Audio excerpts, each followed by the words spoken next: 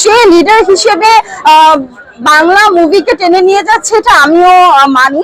তো আমি মনে করবো যে তার অ্যাক্টিং স্কিল এবং সে নিজেকে যেভাবে গ্রোম আপ করেছে, আরো মনে করি আদার্স যে হিরো গুলো আছে তাদেরকেও এভাবে গ্রোম আপ করা উচিত নিজেকে, বা ডিরেকশনেও আরো স্ট্রং হতে হবে, স্টোরি রাইটিং এও আরো স্ট্রং হতে হবে। আসলে কপিটা বলাটা ঠিক না, আমরা একটা মুভি দেখে ইন্সপায়ার হতেই পারি, সো ওটা আমাদের দেশের না, নিশ্চয়ই আরেকটা দেশের। সো ইন্সপায়ার হয়ে আমরা একটা স্টোরি বেস করতেই পারি। বিষয়টা হচ্ছে আমাদের বাংলাদেশের আর্টিস্টরা কিভাবে সেটাকে তুলে ধরেছে, এটাই হচ্ছে আসলে মেইন বিষয়। আমার কাছে হয়তো একটা মুভি ভালো লেগেছে, আরেকজনের কাছে নাও লাগতে পারে, সো তারাই আসলে বলে যে স্টোরি ভালো না বা ভালো লাগেনি। আসলে প্রত্যেকটা মুভিতে অ্যাকশন থাকবে বা হচ্ছে ফাইটিং থাকবে এমন কিছুই না। আমি যতটুকু জানি এটা একটা আর্ট ফিল্ম, সো এটা আমরা কমার্শিয়াল না ধরি। আসলে যার যার রুচির উপরে আসলে বেস করে রিভিউ দেয়, এটাই বলবো।